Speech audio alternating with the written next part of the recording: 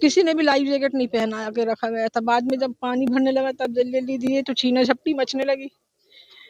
Dam के अंदर जो हादसा हुआ है वो दुखद हादसा हुआ और इस तरीके के हादसे सबको अंदर से झकझोर देते हैं।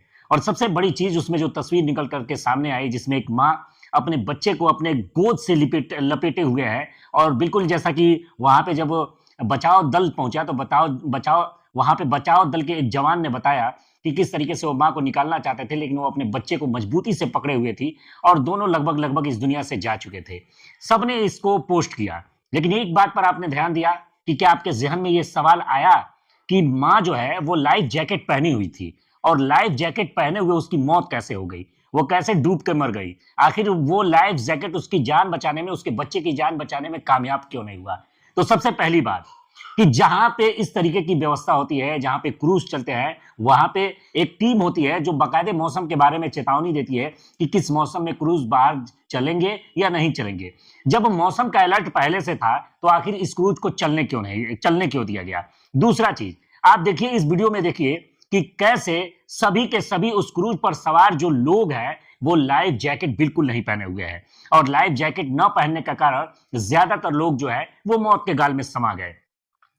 एक प्रत्यक्षदर्शी ने बताया कि जब यह हादसा होने वाला था और जब नाव पलट रही थी और तेज आंधी और तूफान, तेज हवाओं के झोंका लगातार पानी जहाज के अंदर पहुंचा रहा था तो उस वक्त लाइफ जैकेट वहां के सुरक्षा गार्डों ने बांटना शुरू किया जिसको लेकर के अपनी जान बचाने के लिए लगातार लोग एक दूसरे से लाइफ जैकेट छीनने लगे और जिसके बाद से क्या हुआ था कि नाव डिसबैलेंस हुआ और नाव पलट गई। सवाल इस बात का है कि अगर कोई नाव पर सवार होता है, अगर कोई आप इस तरीके से क्रूज पर सवार होता है तो बिना लाइफ जैकेट पहने उसे बैठने क्यों दिया जाता है। और अगर लाइफ जैकेट पहनी हुई माँ थी तो उसकी मौत कैसे हो गई, उसका बच्चा कैसे मर गया। अगर वो लाइफ जैकेट पहने हुए थे तो वो लाइफ जैकेट उनकी जान क्यों नहीं बचाई। क्या ये जांच का विषय नहीं है कि वो लाइफ जैकेट की क्वालिटी कैसी थी। कहीं ऐसा तो नहीं कि एक नकली जैकेट आपको पहना दिया जाता है। हम और आप अक्सर जाते हैं, मुंबई जाए, गोवा जाए या नैनीताल जाए, तमाम जगहों पे जाते हैं जहां पे झील की व्यवस्था होती है और उसमें ऐसे बोट पर,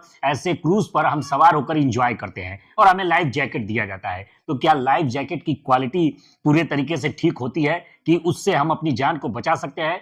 तो यहां पर शुरू से लेकर यानी मौत तक चूक की गई है और चूक इसलिए की गई है कि अब इस देश के लोगों की जान की कोई कीमत नहीं है। इस देश के लोगों की जान पर कोई सवाल नहीं उठाया जाएगा कि अब ये जो जाने जा रही हैं कुछ दिनों बाद लीपापोती करके सब कुछ भूल दिया जाएगा और फिर वही मीडिया पे वही बहस जारी होगा कि कौन हिंदू है, कौन मुसलमान है और सरकारें इसी में उलझाकर आपको वोट लेना पसंद करेंगी लेकिन जवाबदेही तय नहीं करेंगी। मोरबी पुल का हादसा हो, कहीं ब्रिज गिर जाए, कहीं हॉस्पिटल की लापरवाही से लोगों की जान चली जाए, इस पर किसी के खिलाफ इस देश में कार्रवाई करते हुए कोई खबर आप नहीं सुनेंगे। खबर क्या सुनेंगे, खबर सिर्फ वही चलती रहेगी जो गोदी मीडिया आपको दिखाएगी। जी हाँ, मैं इसलिए इस बात को कह रहा हूं कि शुरू से लेकर अंत तक एक स्तर पर नहीं बल्कि हर स्तर पर लापरवाही की गई।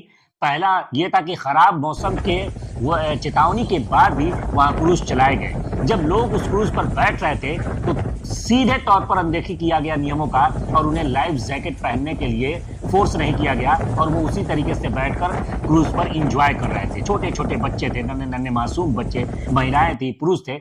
आप वीडियो में देख सकते हैं किसी ने लाइफ जैकेट नहीं पहना है। और जब हवा तेज चली तो उसके बाद जो दूसरा सबसे बड़ा उपकरण होता है जान बचाने का, लाइफ जैकेट, वो लाइफ जैकेट भी खराब क्वालिटी का था। जो माँ अपने बच्चे को गोद में लिए हुए दम तोड़ रही है वो सीधे तौर पर यह बता रही है कि ये जो जैकेट मैंने पहना है ये जान बचाने में सक्षम नहीं था। तो खराब क्वालिटी का जैकेट सिर्फ नियम और कोरा पूर्ति करने के लिए रखे गए थे। उसके बाद जो बचाव दस्ता होता है ऐसे जगहों पर तैयार रहता है कि ताकि फौरी तौर पर जाकर वो ज्यादा से ज्यादा लोगों की जान बचा सके। वो बचाव दस्ता भी पहुंचता है जब नाव पूरे तरीके से पलट जाती है। तो ये हादसा कई स्तर की फेलियर पर हुआ है। सरकार को इसकी जांच करानी चाहिए और जो भी इसमें दोषी पाया जाता है उस पर कार्रवाई करनी चाहिए और ऐसी कार्रवाई होनी चाहिए कि इस देश के लोगों को पता चले कि जब हमारे परिवार का कोई व्यक्ति अपना जान गंवा बैठता है और सिस्टम की लापरवाही के कारण तो सिस्टम में बैठे लोगों के ऊपर भी कार्रवाई होती है।